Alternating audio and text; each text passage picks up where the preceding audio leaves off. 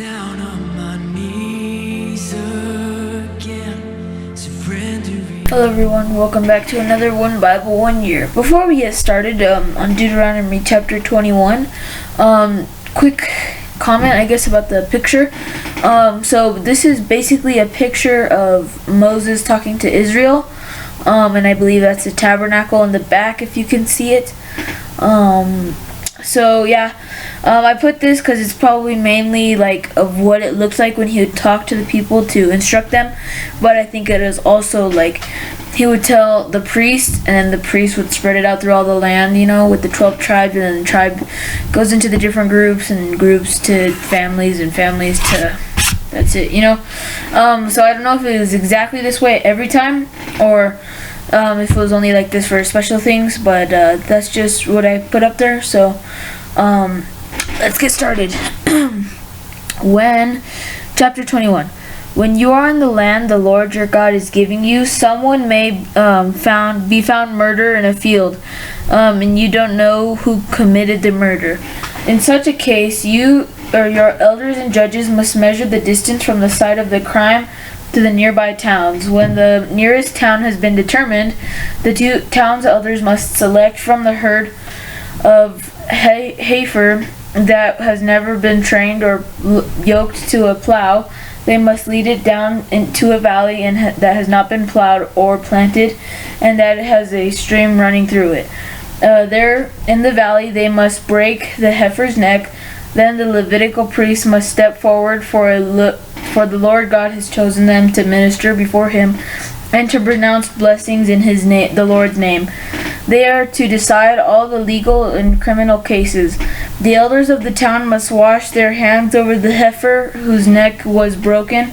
Then they must say, "Our hands did not shed this person's blood, nor did we see it happen. O Lord, forgive your people Israel, who you have redeemed. Do not change your people or charge your people with the guilt of murdering an innocent person. Then they will be absolved of the guilt of this person's blood. By following these instructions, you will do what is right in the Lord's sight, and will cleanse the guilt of murder from your community." Suppose you go out to war against your enemies, and the Lord your God hands them over to you, and you take some of them as captives. And suppose you see among the captives a beautiful woman, and you are attracted to her and want to marry her. If this happens, you may take her to your home, where she must shave her head, cut her nails, and change the clothes she was wearing. Then, when she is captured, she will stay in your home, but let her mourn for her father and mother for a full month. Then you may marry her, and you will be her husband, and she will be your wife. But if you marry her and she does not please you, you must let her go free. You may not sell her or treat her as a slave, for you have humiliated her. Suppose a man who has two wives, but loves one and not the other, and both have given him sons. And suppose the firstborn son is the son of the wife he does not love. When the man divides his inheritance, he may not give the larger inheritance to his younger son, the son of the wife he loves, as if he were the firstborn. He must recognize the rights of the oldest son, the son of the wife he does not love, but by giving him a double portion. He is the first son of the father's virility, and the rights of the firstborn belongs to him. Suppose a man has a stubborn and rebellious son who will not obey his father or mother, even though they discipline him. In such a case, the father and mother must take the son to the elders, as they hold court at the town gates. The parents may say to the elders, "This son of ours is stubborn and rebellious, and refuses to obey. He is a glutton and a drunkard.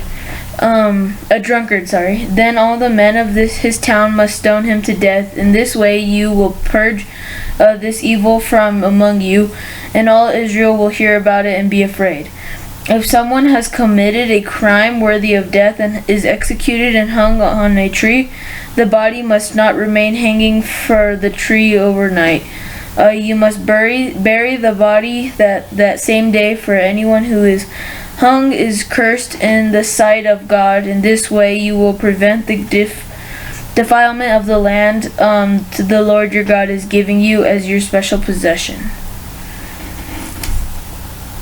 Chapter 22. If you see your neighbor's ox or sheep or goat wandering away, don't ignore your responsibility. Take it back to its owner, and if its owner does not live nearby, or you don't know or you don't know who the owner is, take it to your place and keep it until the owner comes looking for it. Then you must return it. Do the same if you find your neighbor's donkey, clothing, or anything else your neighbor loses. Do not ignore your responsibility. If you see that your neighbor's donkey or ox has collapsed on the road, do not look the other way. Go and help your neighbor get it back on its feet. A woman must not put on man's clothing, and man must not wear women's clothing. Anyone who does this is detestable in the sight of the Lord your God. If you happen to find a bird's nest in a tree or on the ground, and there are young ones or eggs in it, with the mother with the mother sitting in the nest, do not take the mother with the young. You may take the young, but let the mother go, so that you may prosper and enjoy a long life. When you build a new house, you must build a railing around the edge of its flat roof. That way you will not be considered guilty of murder if someone falls from the roof. You must not plant any other crop between the rows of your vineyard. If you do, you are forbidden to use either the grapes of the vineyard or the crop. You must not plow with an ox and a donkey harnessed together. You must not wear clothing made of wool and linen woven together. You must put 4 tassels on the hem of the cloak, which you cover yourself on the front, back, and sides. Suppose a man marries a woman, but after sleeping with her, he turns against her and publicly accuses her of shameful conduct, saying, "When I married this woman, I discovered she was not a virgin." Then the woman's father and mother must bring the proof of her virginity to the elders as they hold court at the town gate. Her father must say to them, "I gave my daughter to this man to be his wife, and now he has turned against her. He has accused her of shameful conduct, saying, 'I discovered that your daughter was not a virgin, but here is the proof of my daughter's virginity.' Then they must spread her bed sheet before the elders. The elders must take the man and punish him. They must also fine him 100 pieces of silver, which he may pay to the woman's father, because he publicly accused a virgin of Israel of shameful conduct. The woman will then remain the man's wife, and he may never divorce her.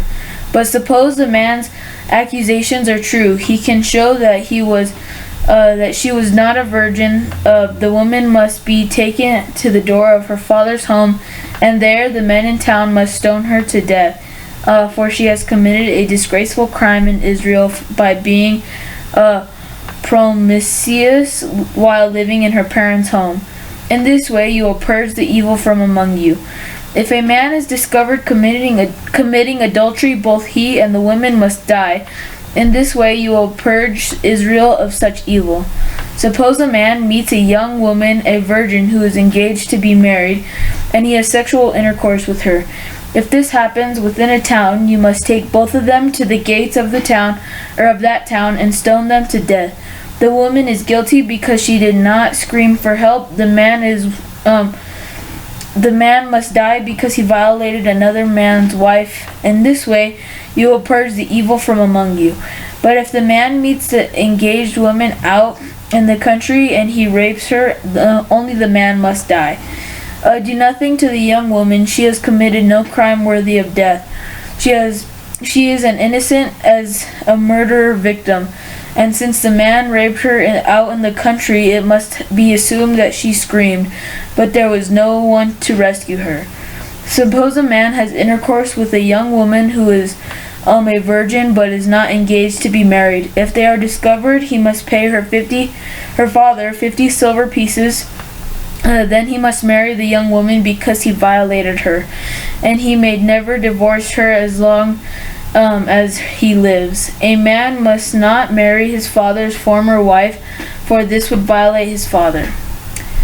Chapter 23.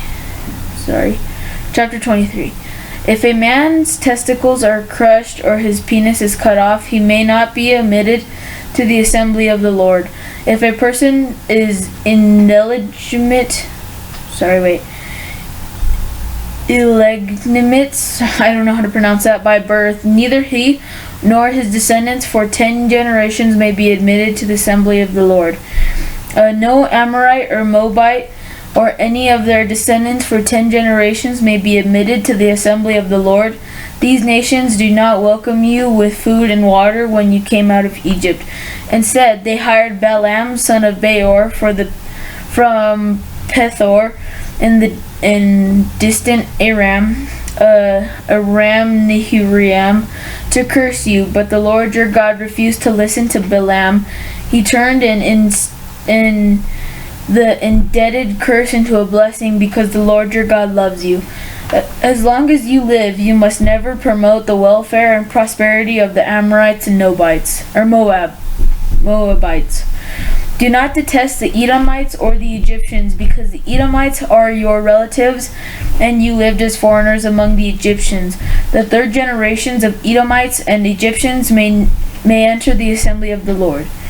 When you go to war against your enemies, be sure to stay away from anything that is impure. Any man who becomes ceremonially defiled because of nocturnal emission must leave the camp and stay away all day. Towards evening he must bathe himself, and at sunset he may return to the camp. You must have a designated area outside the camp where you can go to relieve yourself. Each of you must have a spade as part of your equipment. Whenever you relieve yourself, dig a hole with the spade and cover the excrement. The camp must be holy, for the Lord your God moves around in your camp to protect you and to defeat your enemies. He must not see any shameful thing among you, or he will turn away from you. If slaves should escape from their masters and take refuge with you, you must not hand them over to their masters. Let them live among you in any town they choose, and do not oppress them. No Israelite, whether man or woman, may become a temple prostitute. When you are bringing an offering to fulfill a vow, you must not bring to the house of the Lord your God any offering from the earnings of a prostitute, whether a man or a woman, for both are detestable to the Lord your God. Do not charge interest on the loans you make to a fellow Israelite, whether you loan money or food or anything else. You can charge interest for foreigners, but you may not charge interest to Israelites, so that the Lord your God may bless you in everything you do in the land you are about to enter and occupy. When you make a vow to the Lord your God, be prompt in fulfilling whenever you promised him, for the Lord your God demands that you promptly fulfill all your vows, and you will be guilty of sin. However, it is not a sin to refrain from making a vow, but once you have voluntarily made a vow, be careful to fulfill your promise to the Lord your God. When you enter your neighbor's vineyard, you may eat your fill of grapes, but you must not carry any away in your basket. And when you enter your neighbor's field of grain, you may pluck the heads of the grain with your hand, but you must not harvest it with a sickle. Okay, guys. So that was 13 minutes, 3 chapters. That was pretty quick. Not as quick as yesterday's, but, it's still pretty quick. So we read 3 chapters, chapters 23, 22, and 21. So to go a little bit deeper, 21, so all of these were basically the same thing. So it's basically talking about, it's kind of like the 10 Commandments, but it's with a twist. It's like based off of the 10 Commandments, these are some other things. So again, it's just kind of going over the laws again, because this is the new generation of Israelites. So it's like he said again, the kids never saw any of this stuff. The kids never went through all the laws and had the different decrees and were spoken to. So this is what it's basically going. So basically 21 chapter 21 is talking about the unsolved murders. Like if someone finds someone murdered in the field or wherever and they weren't heard, then you have to get a heifer. I still do not know what that is. It can't be trained to a plow. They have to lead it to a valley that has not been plowed on or planted, and it has to have a stream through it. Then you break the heifer's neck, and then they have to do the series of steps, and say they basically have to cleanse themselves and cleanse the community because of that. The person dying, that's why they have to cleanse the community, because it's the person's fault for killing the innocent person. Again, and then it also talked about marrying, like, whoever you marrying a captive woman, you could say.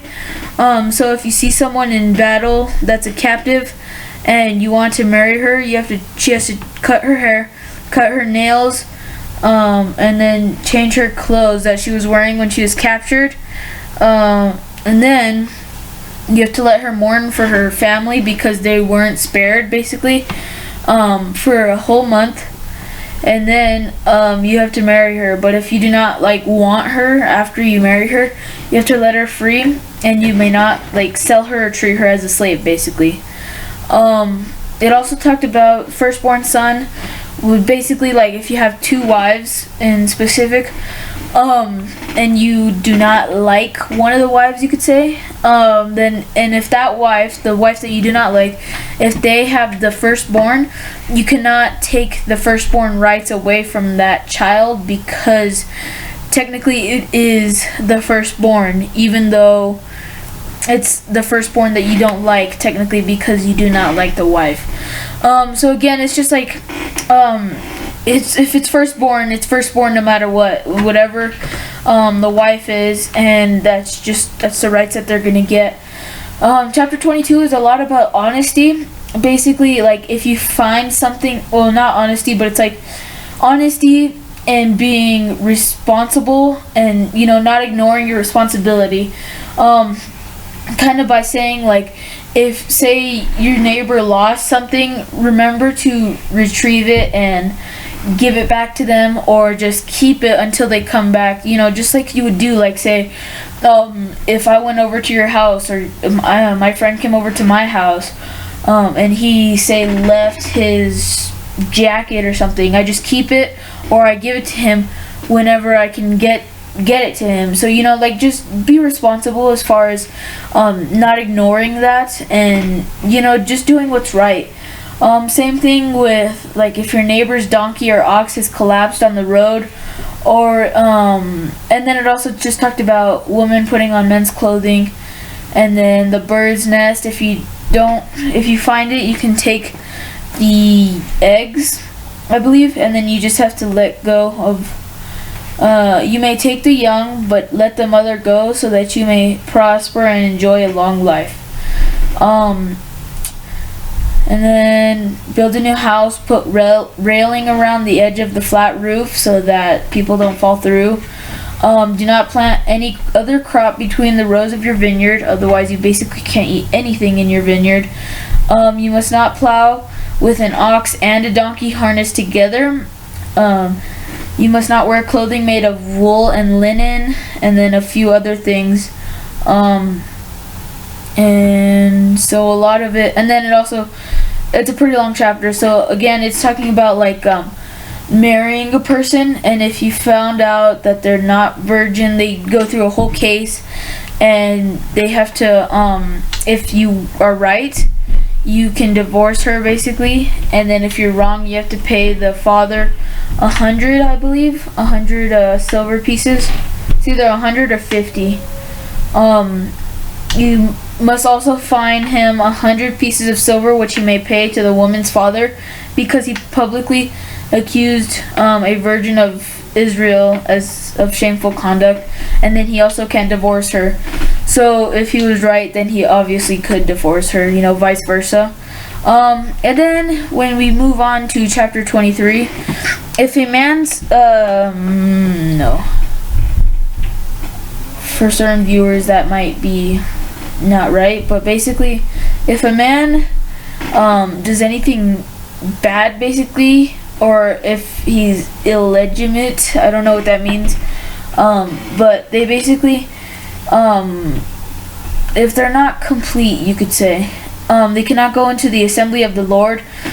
Also, certain tribes cannot go into the assembly of the Lord, like the Amorites, because they did not welcome you. They instead tried to basically kill you, which is the Israelite, is you meaning the Israelites.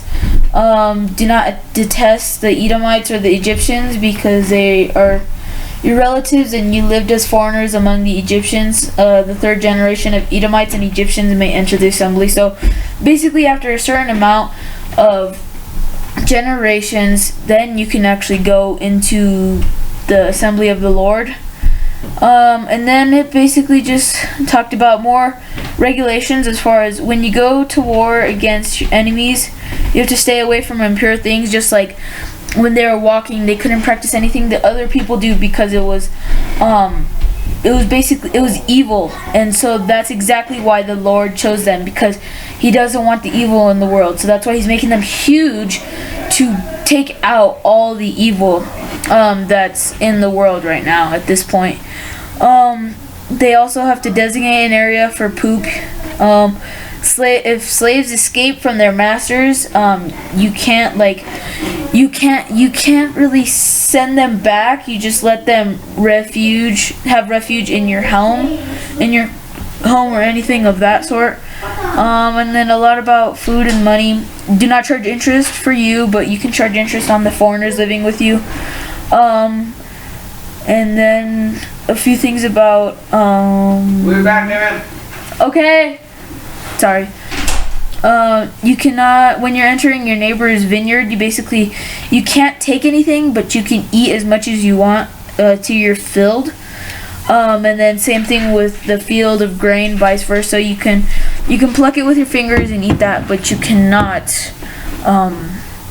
You can't basically fill your sack with it. And I believe they said harvesting it with a sickle. So that's pretty much it for today, guys. It was a long Bible study. I think it was good though, because we kind of went a little bit deeper into knowing what everything was for. One more thing that I wanted to talk about. I know when we read it, it might have been shocking to you how it said when the son was like wayward, basically, and they were not doing everything the parents told them, and they were being they were just being rebellious, and how they would be stoned. Don't think like they're gonna be stoned because they said, "No, Mom, I'm not gonna go take out the trash." It says that they have to go into the front of the place at the gates, and they have to say, "Our son is stubborn and rebellious, and he is a drunkard." So that, if you don't know what the term drunkard means, I believe it means like they're drunk all the time. So it's basically a drunk. And so that's kind of where it plays into, like, he's rebellious and he's drinking all the time and he's not obeying everything. So that's why they get killed or stoned, you could say. It's not just because he didn't take out the trash when their mom said to. You know what I mean? Like, it's not because of the little things, but it's because they're rebellious and stubborn. So that's pretty much it for today, guys. Hope you enjoyed. Comment, like, subscribe, and I will see you guys all tomorrow. Jesus.